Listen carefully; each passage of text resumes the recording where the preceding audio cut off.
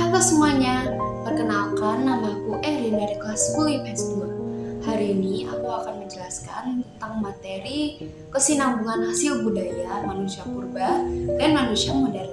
Selamat menyaksikan. Kalian tahu gak sih, banyak loh tradisi peninggalan dari masa praaksara yang telah mengalami pergeseran dan perkembangan berkat perkembangan ilmu pengetahuan dan teknologi sekarang. Namun, hanya sebagian kecil saja yang masih bertahan dalam pola dan bentuknya yang asli atau mengalami kesinambungan. Nah, berikut adalah penjelasan tentang warisan-warisan kebudayaan atau tradisi manusia masa praaksara Nusantara yang masih dipraktikkan sampai sekarang di Indonesia. Yang pertama ada tradisi gerabah. Tradisi gerabah telah berkembang sejak ratusan ribu tahun yang lalu, yaitu pada akhir zaman Mesolitikum dan pada awal zaman Neolitikum. Di Indonesia, bukti-bukti tersebut ditemukan di Kendeng Lembu Banyuwangi, Kelapa II Bogor, Serpong Tangerang, Kalumpang dan Minahasa Sulawesi, sekitar bekas Danau Bandung, dan Poso Minahasa. Cekrit dan Van Heckelen mencatat pembuatan gerabah dengan teknologi tatap landas masih tetap digunakan oleh orang-orang Toraja di Sulawesi sampai sekarang. Semua proses dan bentuk-bentuk olahan juga masih sangat bergantung pada keterampilan tangan pembuatnya. Di Pulau Jawa, di daerah-daerah seperti Tuban, Bantul, Gunung Tanggal Bogor, dan Desa Ajun dekat kota Pamanukan sampai sekarang masih banyak dijumpai pembuatan gerabah dengan teknik yang sama, tetapi sudah lebih maju karena telah dilengkapi dengan roda pemutar untuk memudahkan membuat gerabah. Sedangkan di wilayah Garut, Jawa Barat, seperti Desa Cangkuang, pembuatan gerabah masih menggunakan tangan. Van Heckelen dan R.P. Sujono juga menemukan cara-cara pembuatan gerabah yang sama di Desa Baru, wilayah Sopeng, Sulawesi Selatan. Khusus di tempat ini, kegiatan pembuatan gerabah selalu dilakukan oleh perempuan. Dan ternyata, sejak masa praaksara, peran perempuan memang menonjol dalam pembuatan gerabah, terutama pada masa perundagian ketika masyarakat telah mengenal pembagian kerja. Yang kedua ada tradisi megalitik dan sistem kepercayaan. Tradisi megalitik adalah suatu adat kebiasaan yang menghasilkan benda-benda atau bangunan dari batu yang berhubungan dengan upacara atau penguburan. Pendukung tradisi megalitik percaya bahwa arwah nenek moyang yang telah meninggal masih hidup terus di dunia arwah.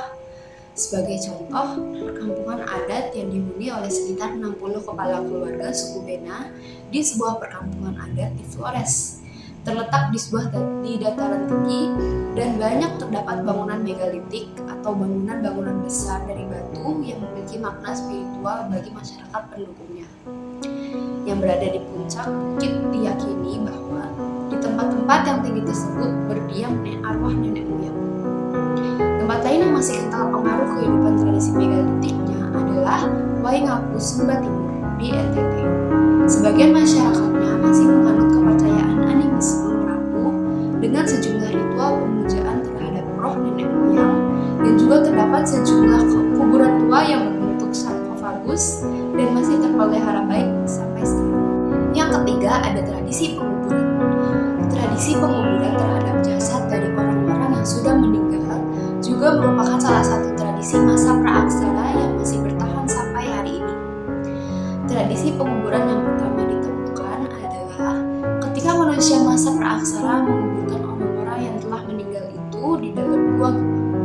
Penguburan yang dilakukan di dalam gua umumnya memperlihatkan posisi si mati dalam kondisi terlipat, mirip dengan posisi seorang bayi ketika masih berada dalam kandungan.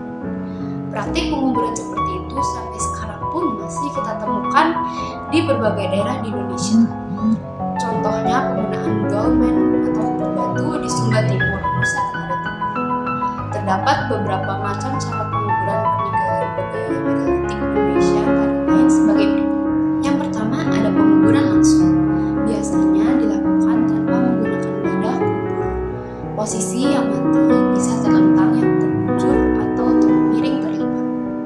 Lalu yang kedua, penguburan tidak langsung. Mengubur dengan menggunakan wadah seperti tembayan atau kunci keramik. Lalu tradisi yang keempat ada tradisi bercocok tanam. Tradisi bercocok tanam dapat kita sebut sebagai salah satu tradisi dalam sistem mata pencaharian manusia karena telah dilakukan sejak masa praaksara. Sejumlah tradisi bercocok tanam manusia masa praaksara yang masih dapat ditemui dalam kehidupan modern ini, diantaranya tradisi bercocok tanam yang dilakukan oleh orang-orang Kanekes yang tinggal di wilayah Kabupaten Lebak, Banten yang lebih kita kenal dengan sebutan masyarakat Baduy. Mereka tidak diperkenankan untuk mengubah kontur tanah ladang. Jadi, karena harus memperhatikan kontur tanah, cara mereka menggarap tanah tidak menggunakan alat-alat pertanian modern seperti cangkul dan bajak, tetapi hanya menggunakan tugal, yaitu sejenis potongan kayu. Objek kepercayaan masyarakat Baduy adalah Arca Domas, yang lokasinya sangat dirahasiakan dan disakralkan. Pada lokasi di dekat Arca Domas, terdapat sebuah batu kalungkang yang selalu terisi dengan air hujan. Mereka percaya warna dan volume air di dalam batu kalungkang menandakan sesuatu. Contoh lain sampai sekarang masih dapat kita temukan sistem ladang berpindah atau shifting cultivation. Pada masyarakat Dayak Meratus di desa Haratai, Loksado, Kabupaten Hulu Sungai Selatan. Mereka sendiri dengan kearifan lokalnya memiliki cara khusus mencegah agar api untuk membakar hutan tersebut tidak menyebar keluar area yang telah mereka temukan. Nah, itu aja penjelasan dari aku hari ini. Terima kasih sudah